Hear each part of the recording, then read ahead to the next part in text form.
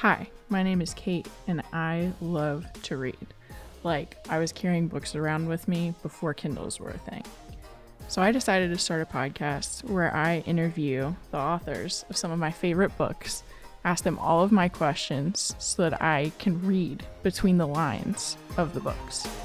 Welcome back to another episode of Between the Lines. I'm here with Danielle Girard, who's the author of tons of New York Times bestseller list books, the Dr. Schwartzman series, the Rookie Club series, and the one we're going to talk about today, the Badlands Thriller series. So, Danielle, thank you for being on the podcast. Thank you so much for having me, Kate. I'm happy to be here. So, the Badlands Thriller series is what we're talking about today, specifically the second one. But I read Whiteout, was that a couple years ago when it came out? And loved that one so much. So I was so excited when I saw that there was a second one. But let's talk about you just to kind of get it started. When did you know you wanted to write books, or like when did you know you wanted to be an author? Well, I did everything else before I was an author. That was not like an option with my family. I was going to either be a doctor or a business person because that's what my parents were. And I'm the firstborn, so you got to follow all the rules. Unlike my much younger brother, who's a film maker, and he was able to go to film school. So I did a lot of different jobs. I always loved stories. I always loved to tell stories. So I met a woman when I was in finance who wrote romance novels, and I was so enthralled with the process and what she did that I asked her if she would sort of give me some pointers. And she basically said, put your butt in your chair and just write. And I did that. I did that 3 times and it was my fourth book that was published. So after that, it just was sort of an addiction. I do love it. I love to be alone with the characters and the words, and it's a magical place. Yeah, I would imagine because like I love reading stuff for the same reasons. So I'm sure creating them feels the same way. Also, firstborn here who is only going to be allowed to be a doctor or a lawyer. So I feel you Yes, there. right? These parents, what were they thinking? I know.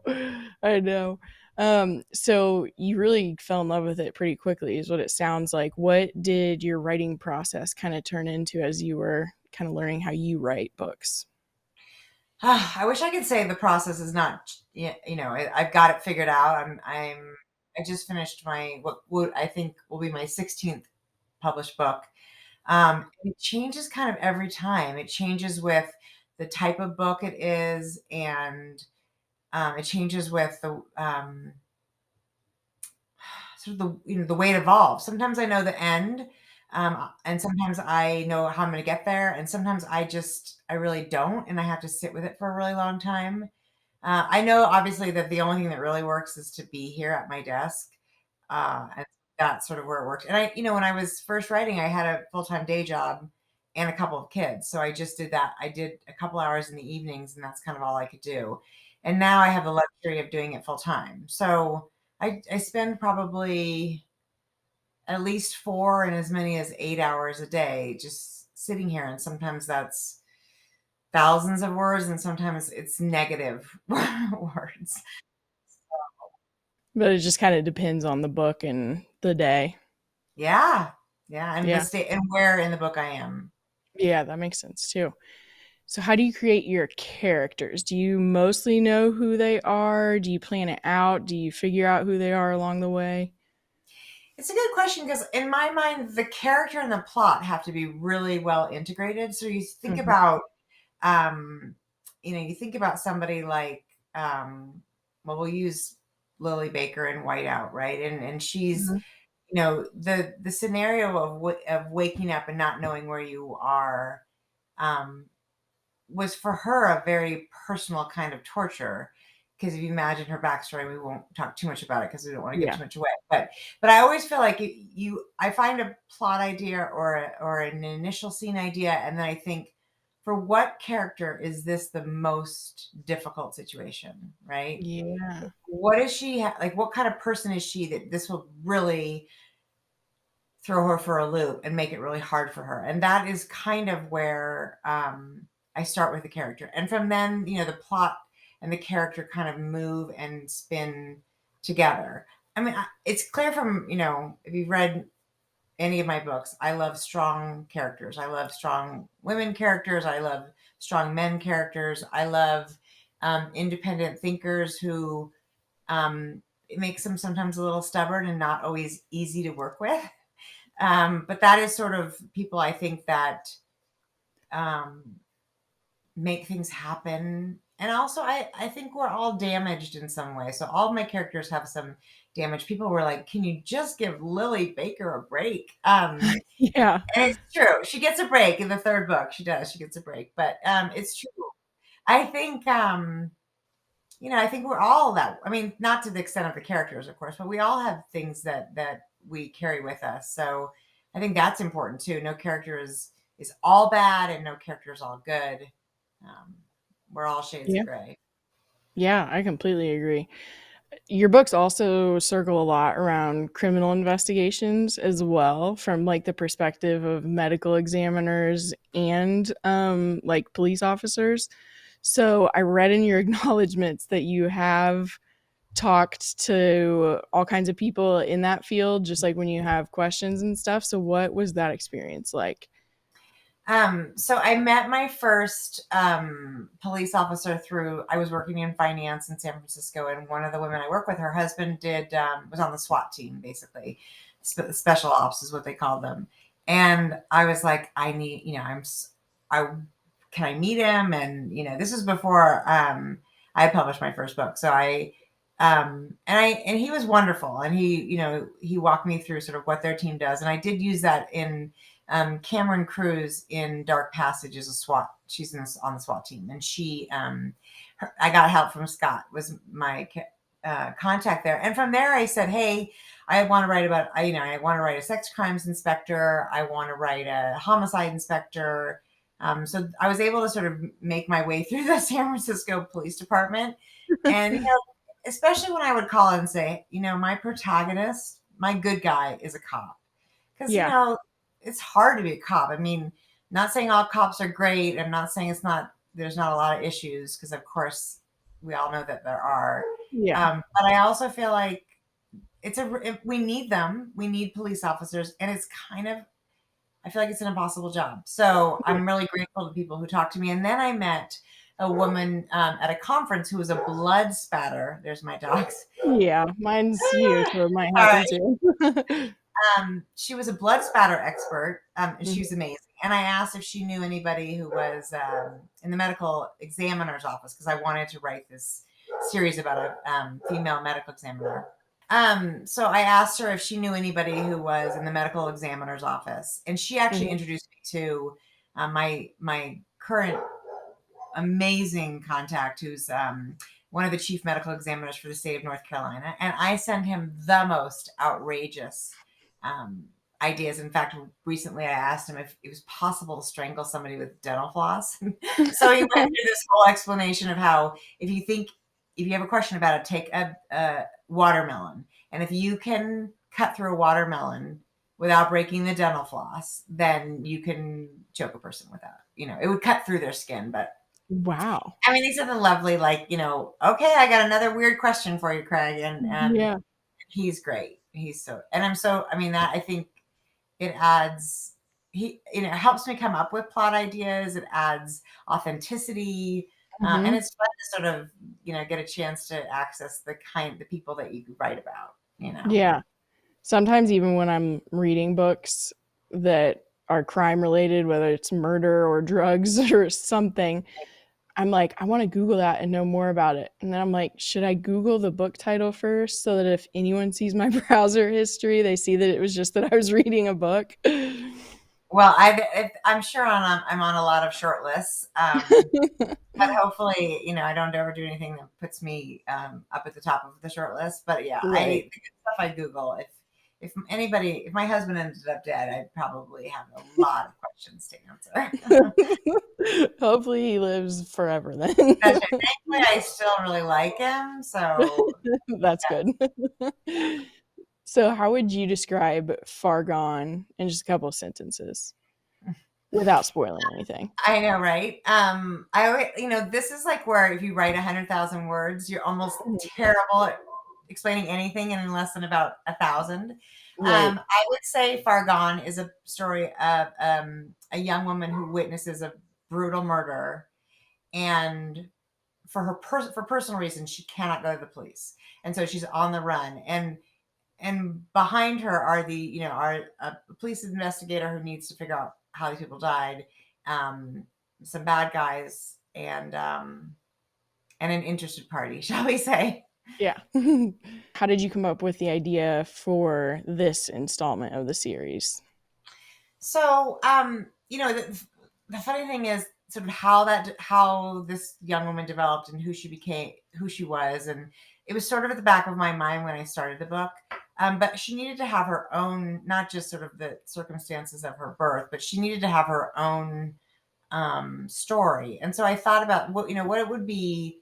What's the sort of most hellacious experience for a 14, 15-year-old girl, and who is probably going through some stuff that 14 and 15-year-old girls. So she's experimenting, and she's not obviously the best behaved 14-year-old.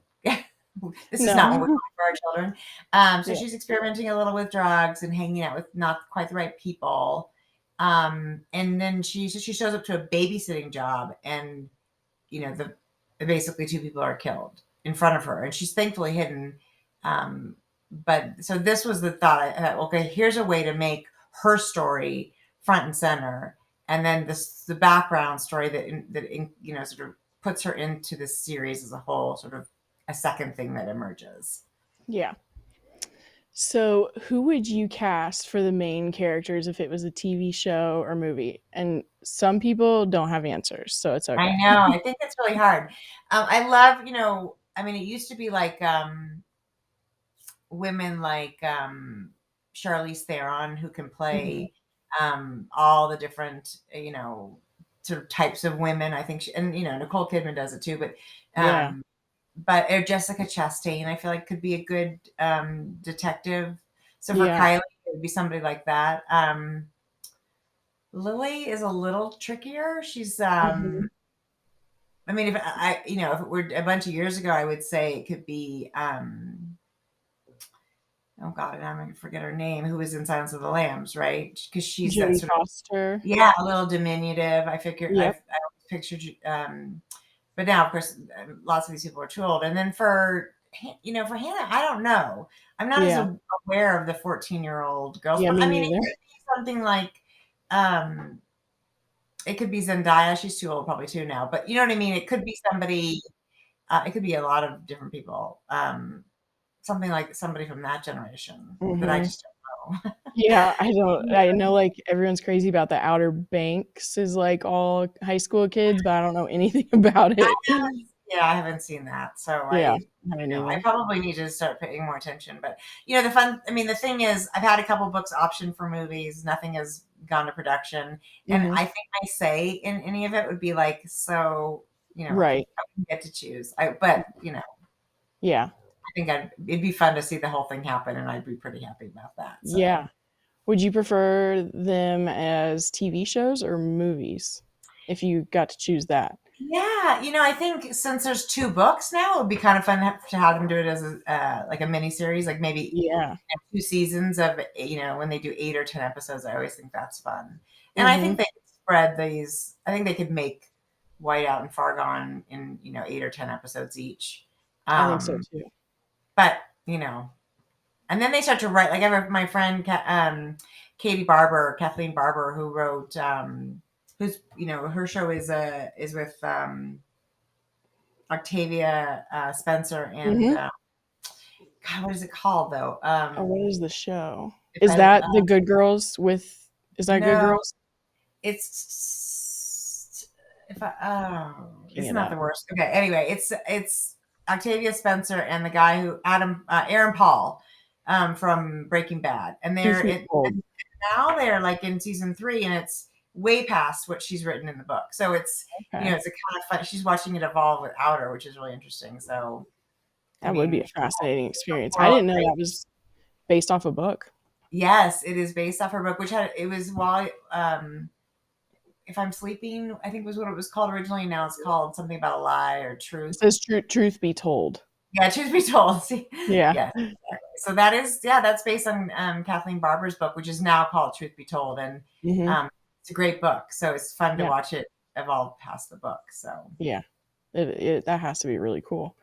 yeah. So now we're going to talk kind of in depth about the book. So we will get into spoilers. So if people haven't read the book yet, pause and go read it. But if you're here because you read it and you want to hear about it, just keep listening. One of the things that I thought was really cool was that Lily was, I almost didn't expect Lily to be in it as well, because when they're a series, you're so used to like just the detective being the Right. main character. So did you Yeah. know that you wanted Kylie and Lily to be in both books when you started writing the first book? Was that kind of a plan, or did you decide when you started writing the second book? You know what's funny is Lily to me is the main character in the first book, and so Lily to me is the series character, or in my head. But of course, it's really hard. It's like the whole, you know, um, Fletcher, Murder She Wrote. Like if Hmm.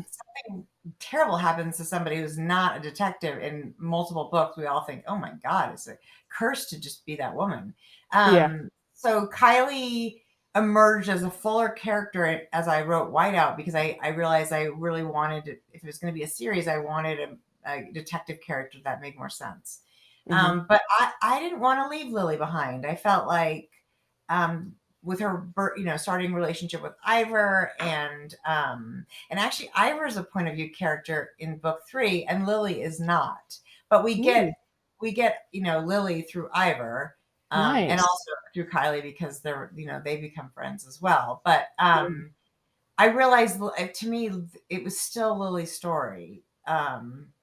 As much as Kylie's story. And interestingly, in book 3, we get a little bit more about Kylie's background. So she sort of, has an opportunity for us to get to know her a little bit better. Because Lily, really, I mean, it was the first book was really, really focused on Lily. Yeah. Um, so yeah, so I did know for sure when I was writing book 1 that Lily to me felt like as big a character as Kylie. So I assumed those two women would appear again. And then Ivor didn't feel like he had an important role in this book, so I sort of let him move off screen for a while, Yeah. um, and gave him something to be somewhere else.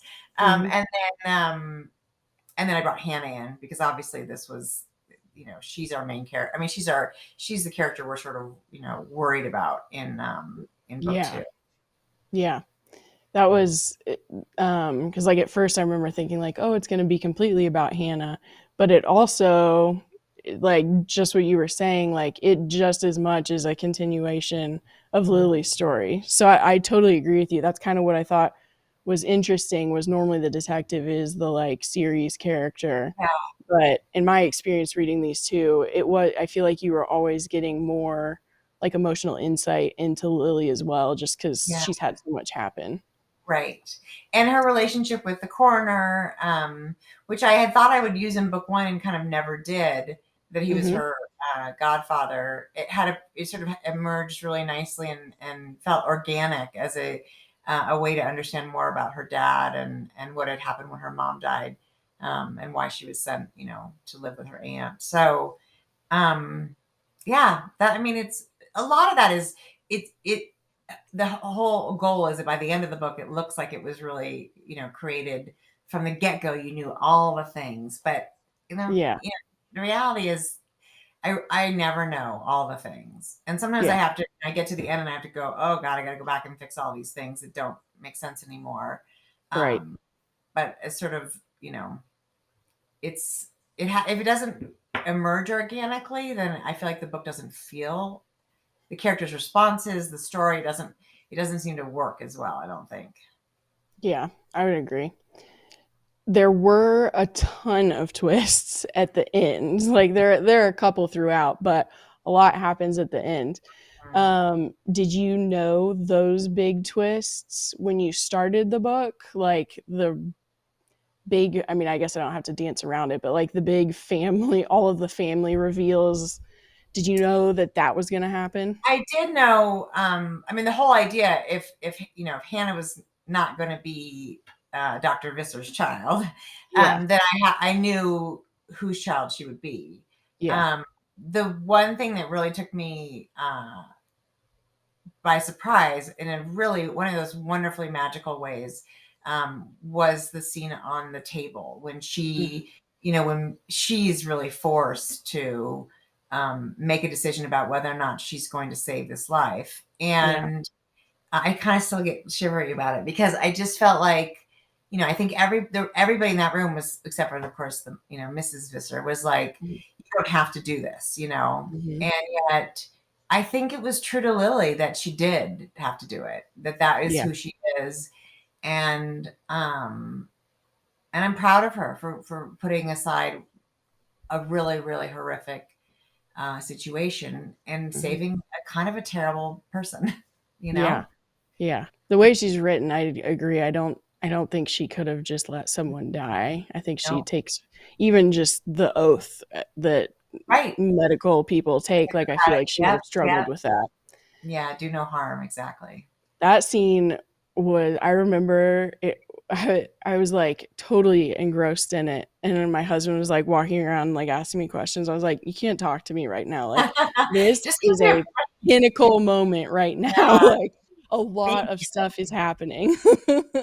It was great. It was just so many things came together, and then like so many decisions were still having to be made, and like the intensity was up since like he could have bled out.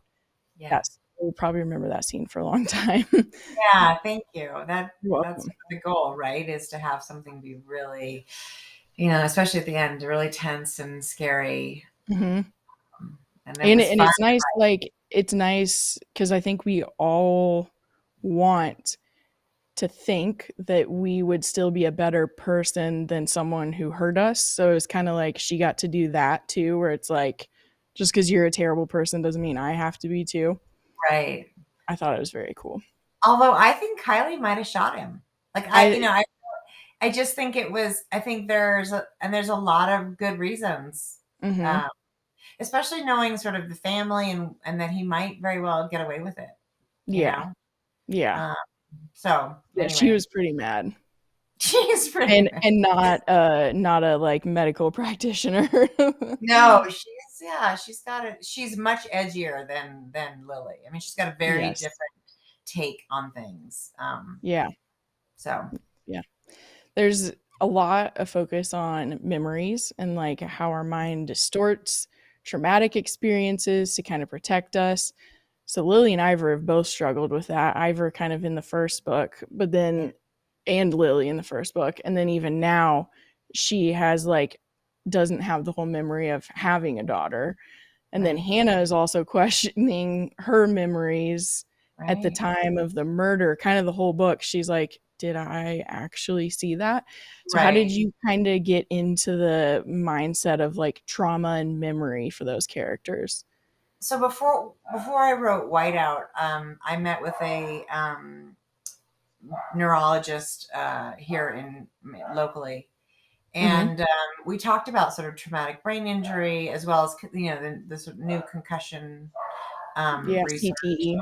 Yeah, and also kind of what drugs can do. Like in Hannah's case, it's very much it's a PS. She's got a little bit of PTSD, of course, Mhm. from what she saw, Mhm. but also she's on she's taken a little bit too many drugs. She's doesn't have any experience with that. I'm so sorry. It's okay. Um, she doesn't have any, experience with I mean, that much experience with drugs, and she's been through some real trauma. Plus, I think that her journey makes her, she's sleep deprived and she's disoriented, Mhm.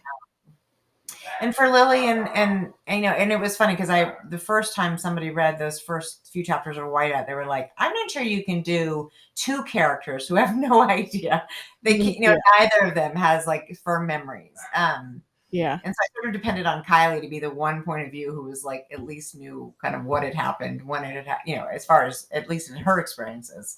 Yeah. I did a lot of research on memories, and it's a trope, obviously It amnesia. is. we authors use it as a way to make something as scary for the point of view character as it is for every for the reader, and also Hmm. because I there are books that do that that thing where they the point of view character doesn't confess everything she knows, they hold Right. back. The But unreliable narrator. well, even or sometimes they actually know, and they just don't. You just don't think it. But my characters are always close third person, and so like if I knew that I mean, if my character, if Lily knew she'd had a baby, or she Hmm. knew she'd been, um, what had happened the night in the first night in Whiteout.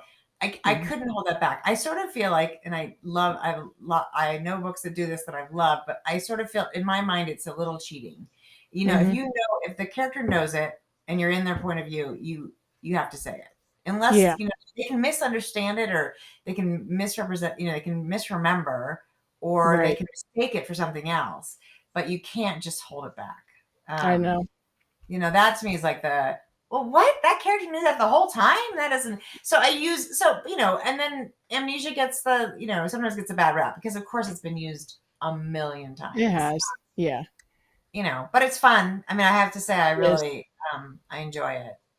And So, it just is what happens with trauma as well. Like you do record memories differently. But yes. have you seen there that was making me think of Netflix has I can't even remember what it's called. It's like The Woman Across the House. It basically is Oh, it's making new. fun of with Kristen Bell. Yeah. It's making fun of the woman in the window? It's making fun of how often of the trope of just using amnesia or like, oh, I'm drunk all the time.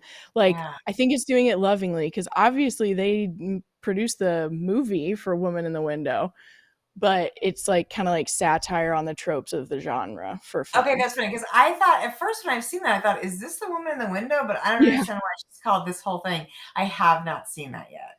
Yeah, So it's I not out. They're just promoting it, but it is kind of like all around the idea of like uh, being super unreliable, like just because she like drinks or something like that. So I think it makes fun of all kinds of tropes. So it should be pretty funny if you can be open minded to it, but we'll see how it is because all I read are thrillers. So yeah, we'll yeah. see.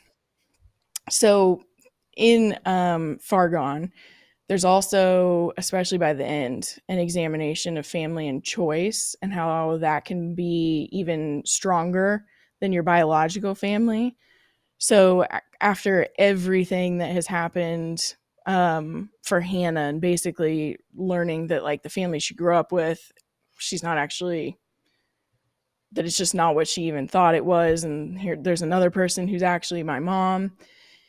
But at the end, she's with all these people that actually feel like family to her. Was that an arc that you were kind of wanting to go for from the beginning, or did it just kind Well, of fall into place? it's themes are not something that I generally think about while I'm writing a book. I feel like they emerge, and sort of then at the end, I think, oh wow, look at this. There's a theme here Mm-hmm. about family and choice of family. And as a mom and a Mm-hmm. woman, wife, mother, sister, daughter, all those Mm-hmm. things. I think that I think the way that our biological family sometimes supports us and sometimes fails us. This is not a dig at my family because they're all great, but you know what I mean. I think and whether by distance you don't live close to them, so Mm-hmm. you create a different type of family. Um, I think I think it's super interesting, and I think it is something that we learn. And Hannah's probably a little young to learn it. I feel like most of us sort of get there in our 30s, maybe 20s and 30s, or even later. Mm-hmm. But for Hannah, I think she never really felt understood by her mother in particular, Mm-hmm. and her relationship with her brother was weird, and now we understand why. And her father, I think, was distant because his relationship with his wife wasn't great. So he didn't sort of recognize how much she needed him um, until later. So I do think, in looking at my books, there's often sort of this. In fact, the book I just finished is motherhood. It's really about different types of motherhood, and that's not Mm-hmm. just say, biological mothers, but all sorts Mhm. of mothers. So, that also sort of made sense. It sort of thought this could be a theme in the beginning, but really emerged sort of midway through the book, and then I was able to, to sort of tie it in more strongly. And I like to hope that the themes are, they're natural. They're not like I'm hitting you over the head with family No. can be what you want, how you make it. It's more like, oh wow, this is a story about family. Yeah, it Um, didn't feel that way because it was mainly that end scene that was yeah. making me think about it, and it was just so sweet. I think I even DM'd you when I finished. I was like, "I'm choked up." Yeah, 'Cause I she's really, just so happy. thank you. That's Yeah, so it is fun. great to have like, I'm fine with a not as happy ending, but it's nice when there can be, like, a little thread of happiness at the end, so I did love Yeah. that. I'm a little So you sucker for some happy at my end, Yeah, endings. I mean, not that any thriller doesn't end up exactly happy, right? I mean, no, it's sort not of not the typically. genre. Yeah, exactly. So, Yeah, I loved it. So thank there are gonna be more in this series? There is, yeah, I'm actually working on the third one now. I was supposed to start on the third one, and then I got super distracted by a idea I had to write. So I wrote that Oh, as a no. standalone first, and now I'm back to Hagen. Okay, that's exciting. Yeah. So Yeah. where can people find you to follow you and stuff? Just kinda plug whatever you want. Thank you. Well, my website is daniellegirard.com. That's got Mhm, everything and also links to all my other social media. I'm most active on Instagram, mhm, which is Danielle Girard Books. mhm. And then I'm also on Facebook a lot, and that is author Danielle Girard. Okay. Terrible at Twitter. And as somebody recently asked me if I do TikTok, I'm like, I think I might be a little old for TikTok, but my daughter, maybe my daughter can teach me TikTok, but Yeah, so far no. yeah. It's very new for sure. But I'll put all those links in the show notes. So if anyone does want to go check that out, they can go check that out. Bruce is trying to say hi to you. Got a little another dog interruption, but yes, I know. But thank you for being on the podcast and I'm super excited for the next book. Thank you so much. And yeah, I look forward to posting it. And again, thank you so much for having me. And Yeah. I really appreciate that you enjoyed the books. That means so much.